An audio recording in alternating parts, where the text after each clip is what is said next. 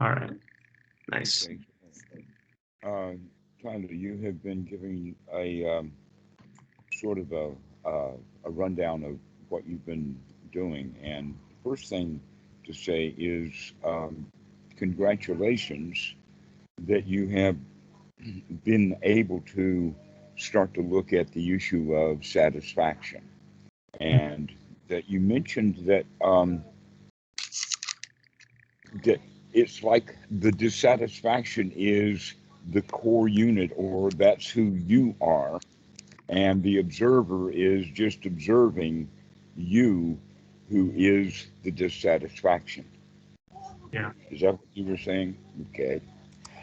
Well, that fits in exactly with what the Buddha would say, that it is those feelings of dissatisfaction. That dissatisfaction is actually the dukkha, and that dukkha is carried by the um, perception or the delusion of the self, in the sense that when the mind is clinging to something, we the clinging creates the delusion of a clinger.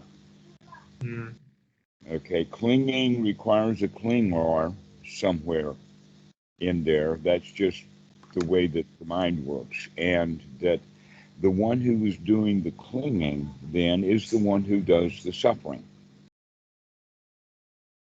Or you could also go so far as to say that in any particular mind moment, when a self is conjured up, invented, produced, born, comes into being, any of those kinds of words, it does so just for the sole purpose of receiving the gift of unsatisfactoriness, mm, or the dukkha. The self and the dukkha are directly and interrelated. The dukkha cannot be experienced unless there is one to experience the dukkha. This is what we would mean by selfishness. In fact, understanding the English language word concept of selfishness is much better understood as than the word self, because the word self has a lot of connotations, religious kind of stuff, and that. But every little child will understand and call each other selfish when they see it. Okay. So when we use the word selfish, that better helps us to understand what is in that Buddhist concept of anatta, because you're not always selfish. Sometimes you're completely satisfied. Sometimes you're not trying to get something. In other words, the whole issue of greed, ill will, and delusion as the cause of suffering is that it always also takes that selfishness in the sense of wanting something. When we want something, that means that we want it for the self, or we're selfish. And when we are in an uncomfortable position, we're trying to push that thing that's discomfortable away from the self, or another way of being selfish. So go ahead. Oh, I was gonna say. I mean, I that like very much resonates with me, and I feel like as I start to investigate that feeling of kind of the tie between the self and the suffering, like I could see that tie clearly, but then when I try to step back from it, I feel so much resistance. And it's strange because I could see the tie between the two so clearly, but I there's like a feeling of kind of like fear when I feel about trying to like step back of like I don't know how to be without that feeling of clinging. Okay. It Let us say that we find ourselves in that sort of situation on a regular basis. We can call it in the sense of the devil you know better than the devil you don't know. Mm, Or you can see that someone is trapped in a situation and they want out of it, but they don't have any place to go, or the place that they would have to go would be equally or worse than the place that they are in. Examples of that in our cliches would be jumping out of the frying pan into the fire. Mm. Okay, so there is going to be resistance to change. That this has been known for a long time, and in a way, we can say that you actually need permission to make that change. That it's okay to make a change because the old way of doing it is dangerous, and we know that it's dangerous. It's just that the new way is kind of unknown. And unknown is also dangerous according to the way that our instincts operate. Mm. That's why doubt is such a hindrance, is because doubt is insecurity, uncertainty, and the insecurity means unsafety and therefore dangerous, fearful, all of that kind of stuff. And so that's one of the reasons why we don't make a change, but we can anyway. That you can get over that by, let us say, one step at a time. But the important point is that in about the satisfaction is that that satisfaction, or in the Pali, the sukha, is a skill to be developed, but you have to develop that skill. In other words, if you're sitting dissatisfied, wanting to be satisfied, if you practice that, you'll continue to be dissatisfied, wanting to be satisfied, because that's what you're practicing. But if you can come out of that just a little bit and get yourself a little bit of satisfaction, well, at least this one breath is okay. At Yeah. least this one moment, this one instant is okay. Then we can build on that. That's the practice, because we're now going to practice finding some safety, some satisfaction, some security, and then relish with that for a short moment. Mm. Now, another issue about perception, you used the concept of the racing mind a few moments ago. Mm-hmm. Actually, the racing mind has the concept of a long period of time, and the mind is going fast now, and it's going fast now, and it's going fast now, and it's going fast now, and it's going fast now, and it's going fast now, off into the future. It's going fast. This is what we would call the racing mind. But another way of looking at it would be that even on the race course, or let us say Indy 500 or a Formula One racer, you can have a camera that is pointing at the track, so as the cars go by, it can take a photo. If that camera is fast enough, it can take a photo of the car without having any of the streaming of the car's movement while the camera lens is open. If it's a fast enough lens, then you can actually get the picture of the car. In that way, you cannot even look at that picture of that car and say that that car is racing. It's just a car because you saw it in an instant. What Mm. you're doing is that you're seeing the mind over a period of time, and you're calling that the racing. Mm. But a better way of looking at it is, instead of looking at it over time, the mind's racing, you could look at this thought, just like that photograph of this car in this instant. Instead of, because that's actually when you say the mind is racing, that's another way of saying you don't like it. You're dissatisfied with it. And it's also another way of saying that when the mind is racing, I really can't even see what it's doing. Mm. I can't even see what it's doing. All right, so that's why I call it racing. But if the mind is sharp like that very fast camera, then we can, in fact, see this one thought. So this is what we're looking at is, can you wake up and see the last thought that you had? Mm. And if that last thought is an unwholesome thought, then we can say, aha, I saw you, unwholesome thought. If we talk about it as the racing mind, then that's almost, oh, what am I going to do? It's it's racing. I can't do anything about it. Things are happening too fast for me, or other ideas like that. I think one of the challenges I have is, especially when I first sit down to practice, my thoughts can be, thoughts, sensations are moving pretty quickly. That at the same time, I'm trying to keep the focus on the breath, but at the same time, know this dissatisfaction, right? And so I find myself kind of torn between these two things. I'm like, am I focusing on the breath enough, or am I constantly monitoring for dissatisfaction and not actually focusing on the breath? And so I find myself getting, sometimes I get anxious about these things. Am I focusing on one too much at the expense of the other? Okay. The first thing is that we begin to look at these terms that we use at the same time. Hmm. All right.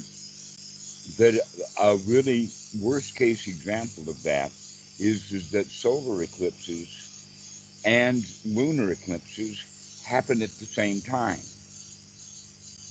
If your time frame is 100 years, Hmm. okay, if your time frame is large enough, you can say there is both a universe and not a universe. If your time frame is large enough, all right. And so, if the time frame is 1 hour, then you can say in that time frame, both at the same time within that hour, unhappy and happy. But if we break it down into smaller time intervals, like right down to this present moment, then there's just really one thing that's happening. But in fact, one of the ways of looking at it is like the human brain is very much like a computer that has an instruction set. But the computer operates very fast, but it only operates by doing one instruction at a time and one instruction at a time. It's either a load or a store or a comparison or a jump or many of the different instructions, but they only happen one at a time.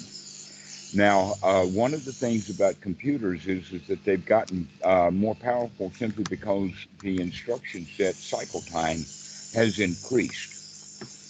When IBM first put out the PC in 1982, I think, or 84, something like that, it was 4.77 megahertz. Now they run chips at 4 gigahertz, Hmm. 1,000 times faster. Okay, so now we're looking at what we actually mean is that each mind moment has something there, and the mind moment will last about one alpha wave or about a tenth of a second for most people. And that means that a lot of stuff can happen in 1 second. And that's generally what happens is that when we say it happened at the same time, that means that our time frame is within 1 second. And within 1 second, we can have 10 mind moments, each mind moment doing a different thing. So on one mind moment, we can look at the breath. Another mind moment, we can look at the mind, etc., like that. So when you recognize that, no, it's not background, foreground, or things happening at the same time. It's just that they happen one by one as they occur. But they occur pretty fast. Yeah. They arise and pass away very quickly. So would it be fair to say that, like, it's not worth worrying about whether you're focusing on the breath versus the sensations that are arising? Like, these things are happening all the time, and if you get granular enough, like, you can piece these things apart. But maybe the thing is just like, just keep noticing your breath and your sensations, and eventually, like that race car, you'll get better, you'll get faster taking more snapshots, and you'll just see which Exactly. goes better. But In don't fact, take, but don't put any effort in being like, am I thinking about one versus the other too much? Just exactly keep so, taking right. snapshots. Uh-huh. Now you can also think of the click of the camera, the movement of the shutter. When does that occur? And the answer would be that it occurs just at the right time to get the picture of the shot, but it also happens because we remember to take the photo. We remember to take a look at it. That's where the Sati comes in, is to remember to look at just this mind moment. What was I doing immediately ago? Rather than lumping that all together over a longer duration and call it a racing mind, just say, no, let's not talk about racing mind in the sense of the past 100,000 thoughts. Let's just pick one thought, this one, the one you're having now, to wake up to that, take a photo with it, see what that is, and now we can make a change. All right.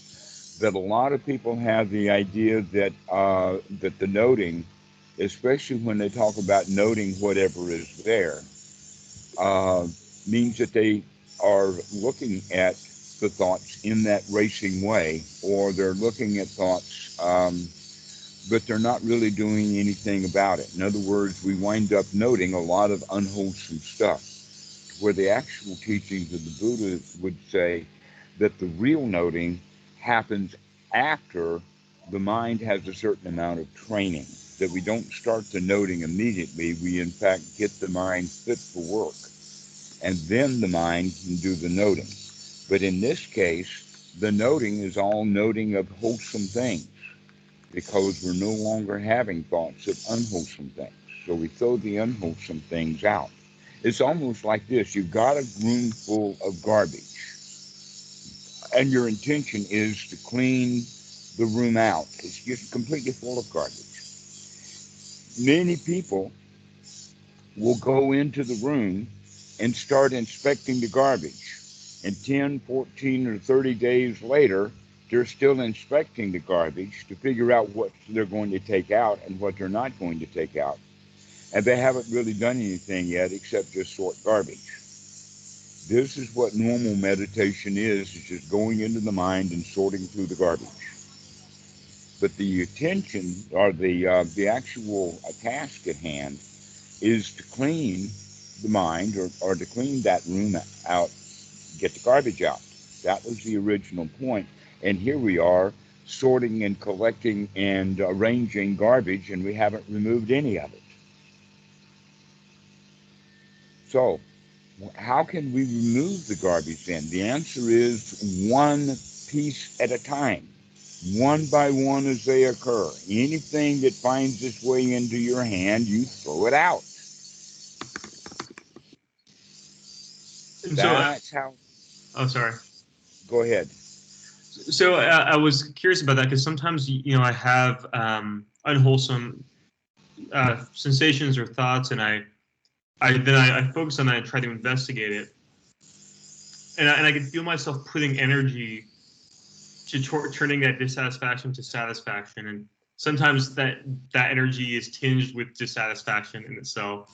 But sometimes I feel like I can't immediately flip it, and then I'm having to put a lot of focus into that one sensation. I'm dwelling on it for a while, and so at that moment, I can't tell, like, am I putting too much energy in this thing? Is this just reflective of more dissatisfaction? I don't know if that makes sense, but I feel like sometimes it doesn't fully go away, and I'm like putting more energy into this thing rather than kind of moving on and keeping noting. Right, right. We have to, right effort as well as Sati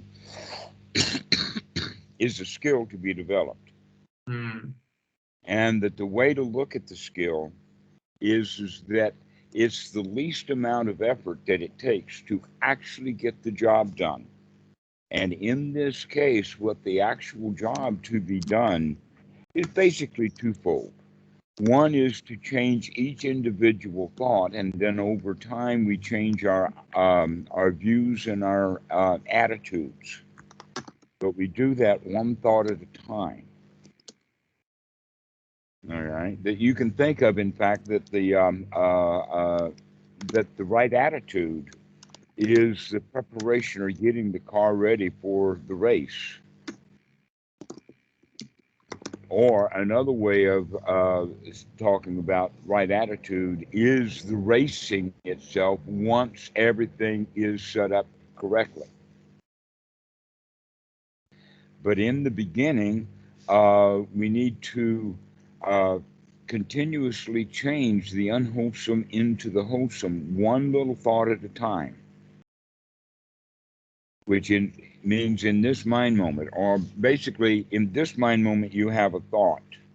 The next mind moment is a wake up or a sati.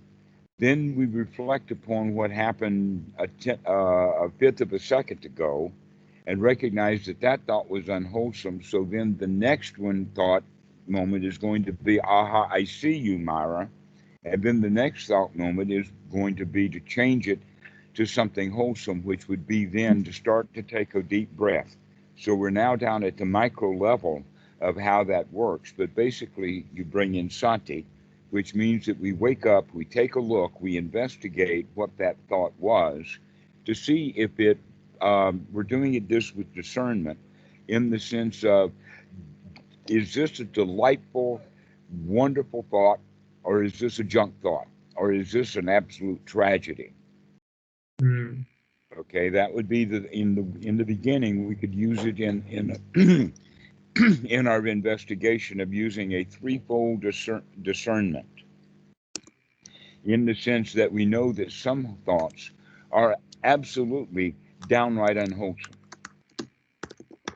Thoughts of violence, thoughts of cruelty, thoughts of suicide, thoughts of stealing, thoughts of revenge.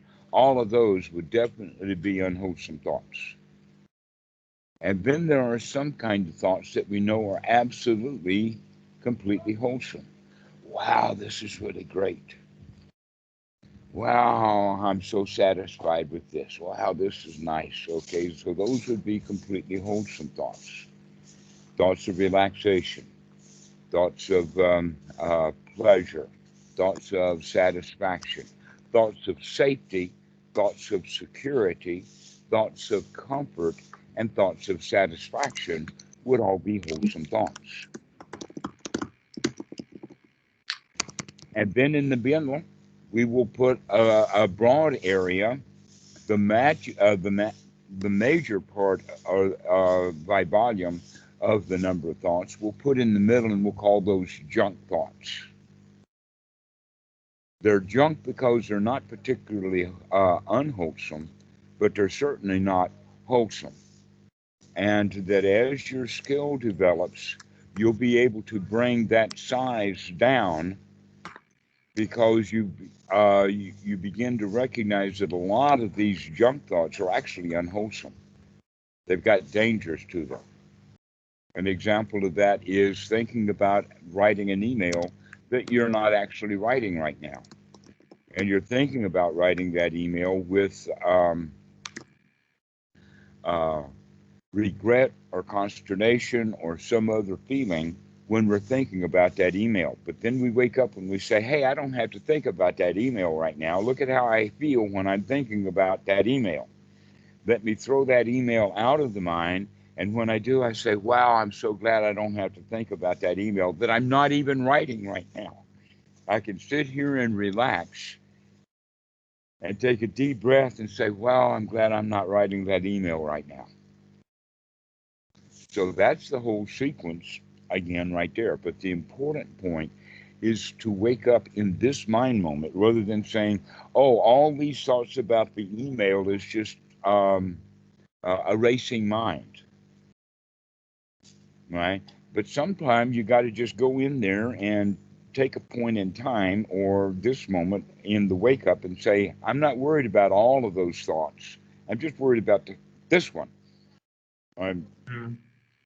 And this thought is an unwholesome thought, so I'm going to throw this thought out and replace it with a wholesome thought. That's the basic practice. When do we do this?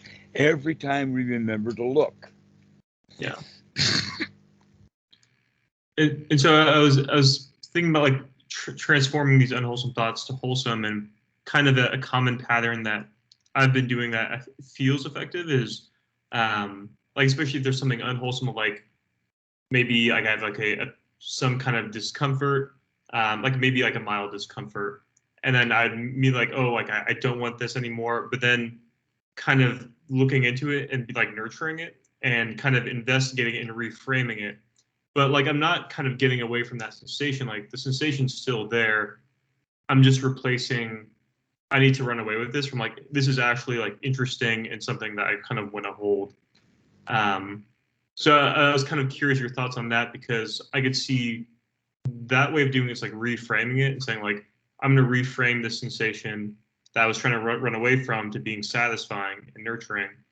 And then there's another thing of like, well, I'm actually going to think about something entirely different, like my breath, which is wholesome in itself. And so I'm wondering, like, are these both valid ways to convert dissatisfaction to satisfaction? Well, one of the ways that we can talk about it is that, and this is a very simple childlike way of talking, but you have been talking yourself into feeling bad your whole life. And many of the junk thoughts and all of the unwholesome thoughts are continuing to talk ourselves into feeling bad. Now it's time for you to start talking yourself into feeling good by having wholesome thoughts. And if you start having wholesome thoughts, then the child inside will begin to feel comfortable, because it's being another way of talking about it is nurturing. That normally we have critical thoughts. These junk thoughts are good, are thoughts about this is right, this is wrong, this is good enough, that needs work. This is, it's almost like junk thoughts are nothing but a very, very long to-do list. And we just go down through that list sometimes, just going through all of the stuff that we've got to do. And I'm not saying to stop doing that altogether, Mm. but rather that we need to have some alternate, in the sense of, number one, waking up to that stuff so that we know when we're doing it and when we're not.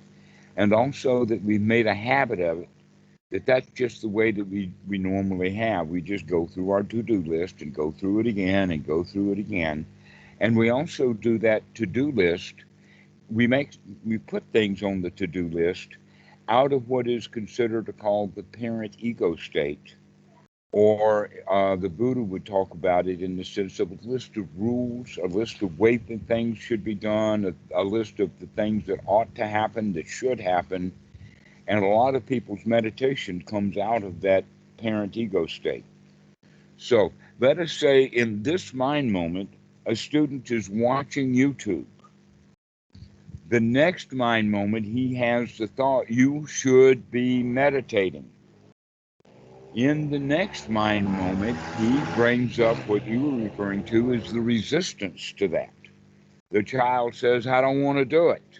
I don't want to meditate right now. I want to watch the video. But right in those two mind moments, he's not watching the video. He's inside his mind. But then the next mind moment or two is going to be another thought. Oh, you ought to go meditate. It will be really good for you. And then the child says, no, I really want to watch this video. I don't want to meditate right now. And so now you've got maybe a whole second of lost video, because he wasn't paying attention to the video. He was having this internal dialogue. And that internal dialogue was not particularly joyful. It was basically the drill sergeant is saying, up, 2, 3, 4. And the kid's throwing on the floor saying, I can't go any further. I can't go any further. This is too much for me. Okay. And then the parent is in there, up, 2, 3, 4, up, 2, 3, 4, climb that hill, tote that barge, lift that bale. And the little child is in, but I only want to watch a video. All right. So this dialogue is what we need to tap into and recognize that, in fact, the alternate would be when that thought comes of watching the video, oh, you want to meditate right now, or you want to be meditating, then the real response, a wakeful response, would be, ah, yeah. And just go right into it right then. So we can use that Sati, the wake-up call of you want to be meditating, as either, let us say, a call that we would normally resist because of the child's pattern, that basically we're raised that way. But we can make a change to it. What I mean by raised that way is that we spent our whole lives in the early part of our life. Let us say we're talking about the time frame of perhaps late 3-year-olds up to maybe 7. In that time range, the child is changed by society as the child grows up from being an infant that's nurtured and taken care of no matter what into a little kid that's got to perform. He's got to learn his ABCs. He's got to know his one, two, threes. He's got to do what he's told to do. And along the way, the child begins to resent that, to resent all of these rules that have been brought into society. And one of the big ones tends to be when a child is that age and mom has a new baby. Because now all of mom's nurturing is going to go to the new baby, and the old baby that she was nurturing now gets new instructions. Now you're mommy's little helper. We're going to put you to work. Here goes the story of the up, 2, 3, 4. As soon as baby is born, and naturally, the 4 or 5-year-old is going to be jealous because he has lost his whole world when that new baby came in. Because now, instead of him being nurtured, he has to start doing the nurturing, which he doesn't even have the skills to do. And so we get into that habit of doing what we were told to do, but resenting it. And so fast forward into adulthood, now we're watching a YouTube and have the thought you want to be meditating, and the child ego state inside responds the same way that we responded when we were 3 years old. I don't wanna. And so this is a primary dialogue that we have inside, is that if we have an idea that we've got to do something and then we go do it, then that idea was worth having right then. But if I have an idea that I've got to go do something and then I don't go do it, and then 5 minutes later I have the idea I've got to go do that thing and then I don't do it, what's the point of having these thoughts about going and doing it and then not going and doing it and feel bad about not going and doing it and then giving ourselves thoughts about going and doing it again and we still don't do it? That's the old habit. And so you can also become aware of that when that resistance comes up, you can say, aha, I see that too. I see that balking. I see that resentment of doing what I'm told to do. And when we can see that, we can say, aha, I see you. I see how I have just talked myself into feeling bad by giving myself an order that I refuse to carry out.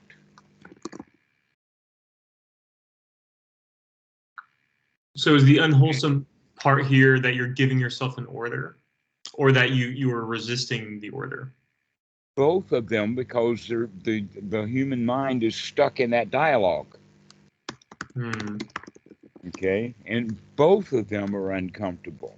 One is giving you work to do, and the other one is resisting your own authority and your work. And so both of those things are unwholesome.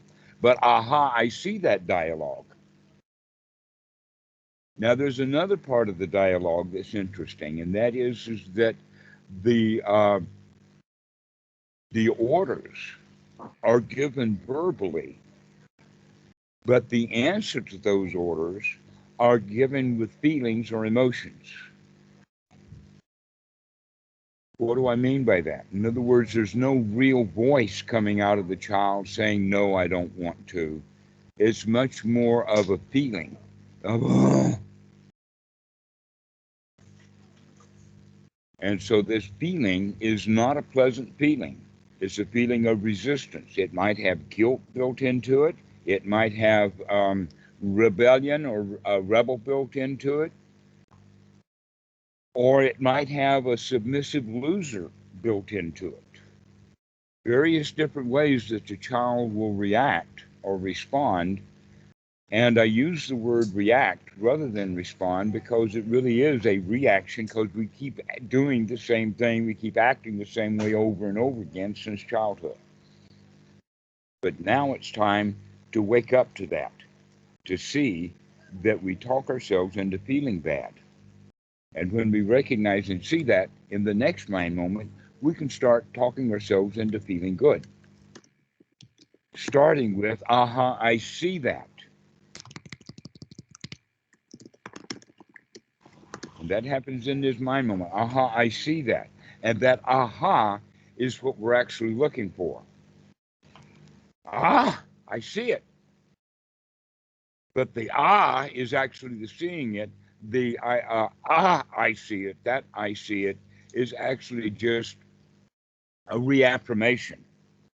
But the actual seeing it comes with that child's feeling of So the child's language is a guttural voice, or maybe even no voice at all. It's just a feeling. But the dialogue is then between the language of the parent and the feeling of the child. And the language of the parent and the feeling of the child. Well, if the language of the parent is no longer critical, you want to go be meditating, and the parent ego states start being nurturing, like mommy was when we were an infant. Then the language is going to be, "Wow, you're a really great meditator. You can really remember this stuff." Mm. And those kind of nurturing thoughts then will leave the child in a state of satisfaction. So we can also talk ourselves into feeling safe and secure by just looking around the room and say, there's no crocodiles, there's no alligators, there's no danger here. Why should I feel afraid and uptight when there is really no danger, other than the fact that we can think of dangers and then feel uptight? So now instead of thinking of dangers and feeling danger, like if you don't meditate, you're probably going to wind up being an asshole the rest of your life. And that's enough to just terrify the child. Instead of saying, wow, you really are good at this. And now the child feels nurtured. And so when we start having thoughts about everything is safe, everything is secure, everything is comfortable, in the Thai language, they have the word sabai, sabai. And then we can start saying, this is good enough. Now I can become satisfied because I feel safe and secure and comfortable because I've talked myself into it. And now I can feel satisfied because I'm talking myself into it and having satisfying thought right now. And so everything has to do with just this mind moment. Okay, so now comes in that deep breath, because the breathing, um, uh, when you're taking long, slow, deep breaths, there's various ways of measuring that. We normally think of, when we're counting slow, that a count is like a second. So if we have the count of 4, 4, 2, taking a count of 4 on an in breath and the count of 4 on the out breath, followed by 2 counts between the out breath and the next in breath, that 4, 4, 2 is a count of 10, which means that now we're down to about 6 breaths a minute. That's a good starting point, because normal breathing is at 20. And so we've cut it down to almost a quarter. Very easy to do that, because we can remember. I mean, we've been able to control our breath our whole lives, but we don't normally go around controlling the breath. We let it go back to automatic pilot. But in fact, our whole lives we allow to go on automatic pilot, and we don't have to do too much investigation and the kind of thought that is figuring stuff out. That takes a lot of effort, which means we want to have really good deep breaths so that we can oxygenate the mind so that it can be ready and fit for work. And so those long, deep breaths last now about 10 seconds. So in that 10 seconds, that means that we have about 100 mind moments. Isn't that amazing? Within one breath, we have about 100 mind moments, 100 things that we have to do, because that's the cycle of the alpha waves of the brain. So one of those mind moments is going to be to remember to take a deep breath. And then we remember to take that long, deep breath.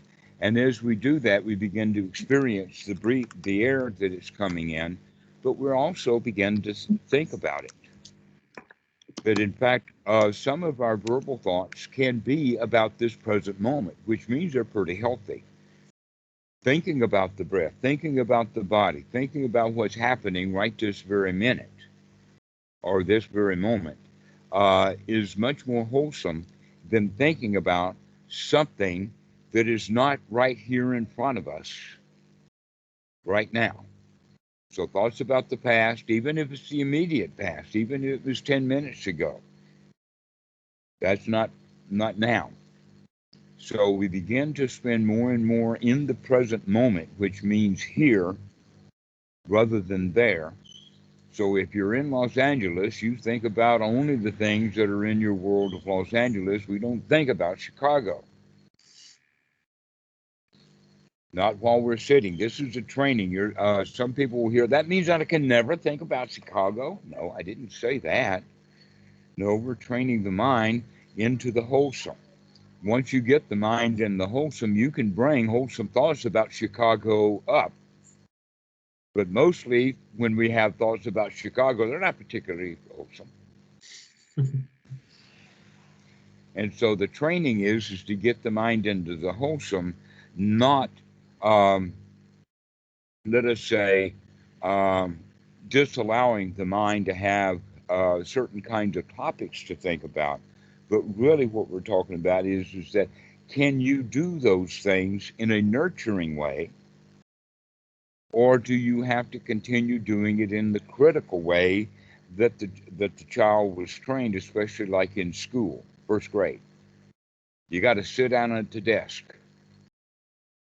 Okay, there's such a major difference between play school, where the kids are just all over the place, and they go and they do what they want to do. And all the teacher has to do is to divert Tommy from the truck that Billy's playing with into something that Tommy can play with without harming Billy. And that's about the only thing that they learn, but they don't learn that very well. Maybe we should stop having one, two, threes in our first grade and teach the kids how to get along with each other instead. That would be a better education.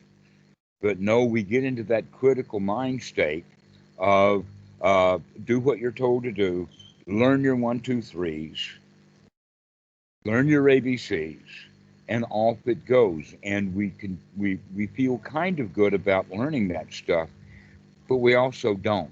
We don't really like it. But we do it anyway because we're told to do it. And we're just little kids anyway. We don't really have much choice. But when you're an adult, you do have a choice.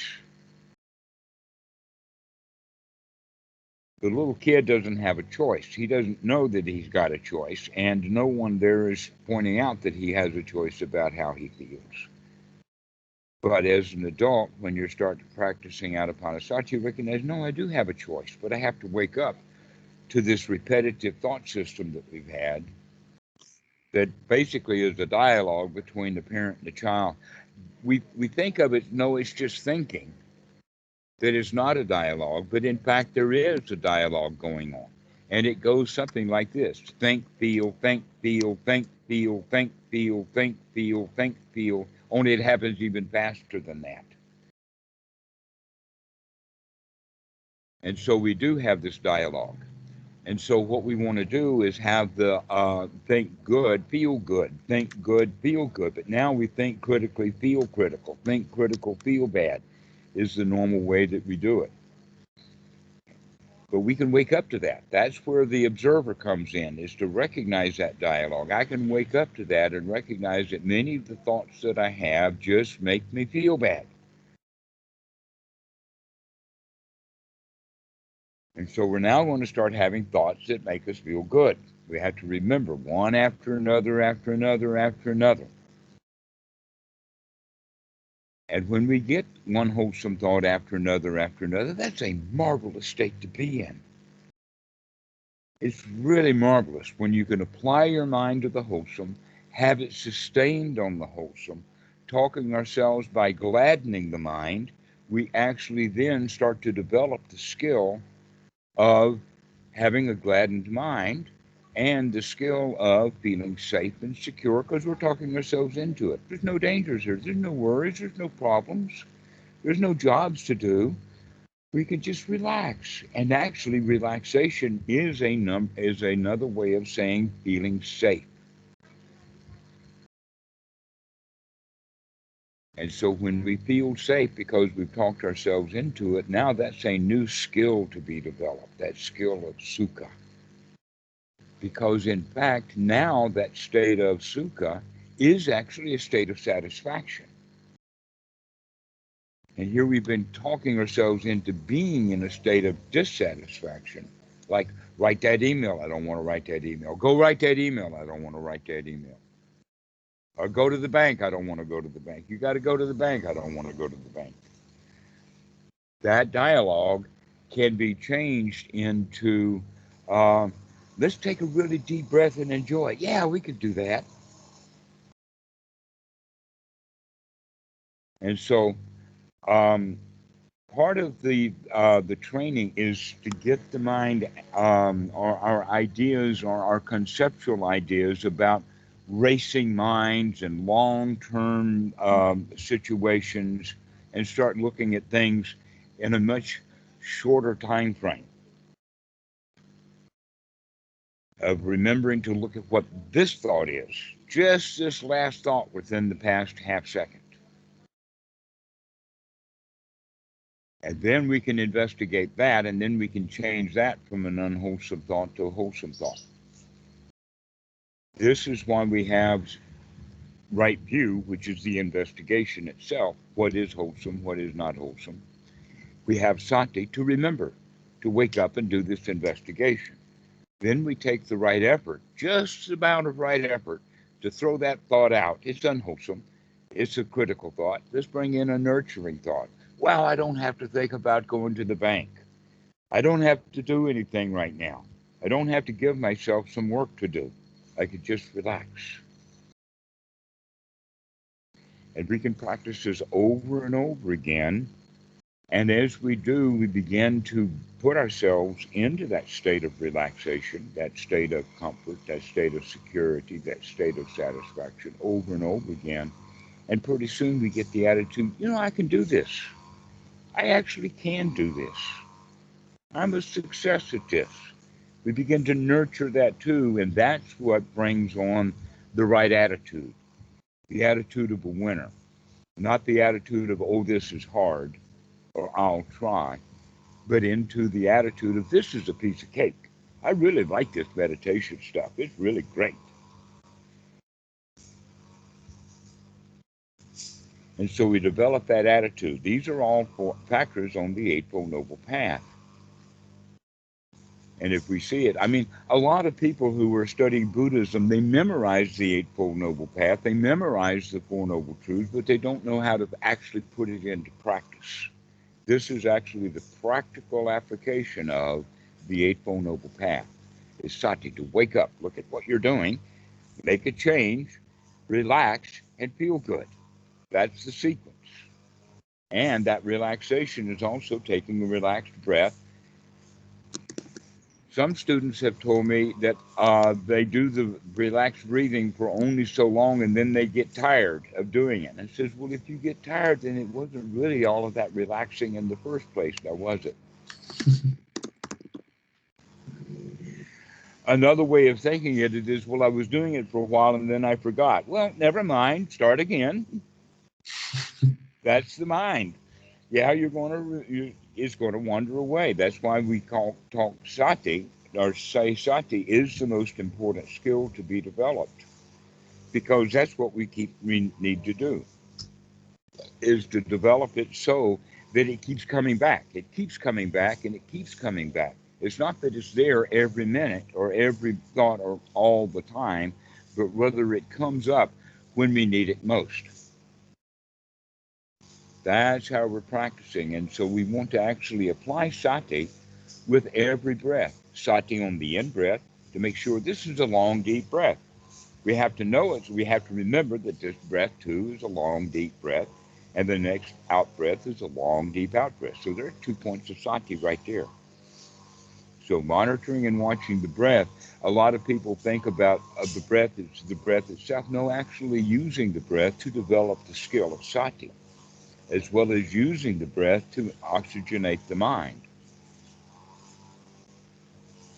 To use the breath also to clean out the carbon dioxide and the other poisons that have accumulated in the breath. Um, Now, some research has pointed out that large amounts of carbon dioxide in the brain is a very good sign. And I can understand that. Why? Because if there is a lot of carbon dioxide in the brain, that means that the brain has produced that carbon dioxide from the glucose that came out of the blood and the oxygen that came out of the blood. But we don't want the brain to just build up with carbon dioxide more and more and more. More is better, they kind of think. But oh no, it's a good sign that this carbon dioxide is being produced in the blood or and put into the brain. But we want the blood then to carry it out, get it to the lungs, and breathe that stuff out and breathe in more oxygen so that we can continue the process. If the brain filled up with carbon dioxide, people would die. And yet they understand that a buildup of or building up of carbon dioxide and having large amounts of carbon dioxide in the brain is good because that means that the brain is functioning correctly. But if we're not breathing well, then we stop thinking. The mind gets tired because all of this carbon dioxide. In fact, they figured that out, that why even alligators in alligator wrestling, alligators can put out huge amounts of effort and energy for a short period of time, and then they get tired. Also, that happens. That's part of the reason why prize fights go for 15 rounds, is because that means that the guys have to train in a certain way so that they can keep on keeping on and keeping on, which means that they've got to have good breathing to get that carbon dioxide out of the system. Because if they keep the carbon dioxide in the system, they'll feel tired. But if we keep breathing, then all of that carbon dioxide that we're producing with this healthy brain that we've got, having wholesome, healthy thoughts, takes oxygen. It's something new to do. It's a new skill that we're developing. So it's actually going to take a lot of oxygen to do that. And so this is why the Buddha incorporates breathing with this practice, because it's got several benefits. One is it builds sati. Number two, it oxygenates the blood. And number three, it helps to remove the carbon dioxide buildup. And so basically what we're saying is that breathing is an integral part of getting the mind fit for work and keeping it fit for work. And the fit for work means that we can apply it to the wholesome and sustain it. I'm sorry to interrupt. I do have to leave. I have to go pick up my girlfriend from the airport. So I really hate to interrupt right now because this is. Well, this actually is a pretty good place to stop. We can incorporate that then. So let's spend the last minute or so recapping this Eightfold Noble Path of to wake up, to look at what you're doing in this mind moment. Not long enough to say that the mind is racing, but in this particular mind moment, to wake up and say, this thought is unwholesome. Aha, I see this thought. And then we change this thought from an unwholesome to a wholesome thought. Well, I don't have to think about that. No place to go. I'm okay right now. No, nothing to do. Never mind. That's the state that we want to get into. Everything is okay. Everything is easy peasy. Safe, secure, confident, satisfied. That's the words that you want to use for yourself. Because if you use those words, you can actually talk yourself into feeling that way. But if you have thoughts, oh, where's my safety? Where's my security? Oh, I'm supposed to be practicing Anapanasati. I'm supposed to feel good, and I don't feel good at all. Okay, those are just all one unwholesome thought after another after another. Expecting it to happen magically rather than actually making the change ourselves. All right. So this will give you a new kind of frame of reference in the practice. So, and continue, we were going to go off into why it's so valuable to practice short periods of time. And the easy way to say it is that if you're going to sit down for an hour, A lot of this, what will happen is that you're waiting for the mind to get tired before you start actually practicing. But if you're only practicing and sitting down for 10 or 15 minutes, then you go right into it. So Mm, it's better to have shorter times, many times in the day, rather than having one long meditation session. that makes sense. Yeah, it does. Because we're actually developing Sati so that we can have that as a skill that will be there any time of the day. Anytime we need it, we want that Sati to come, to wake up just in time. And so that's why we practice Sati as a skill. And so we want to practice it throughout the day, several times a day. 5 minutes here, 10 minutes there, 15 minutes there, 5 minutes here, 2 minutes there. That's the way to practice. And Mm. that will help build up that skill. Okay? All right, well, you go practice that and have fun at it. And we'll talk to you later then. Go get your girlfriend. Awesome. I'm looking forward to it, and always a pleasure speaking with you. And yeah, I'll definitely see you soon. I'll be out of town for a couple weeks, but I'll be in that Friday night song book pretty soon, and I'll see you pretty soon. So always a pleasure. Excellent, Tyler. We'll see you. Okay, bye. Okay, bye-bye. Uh-huh.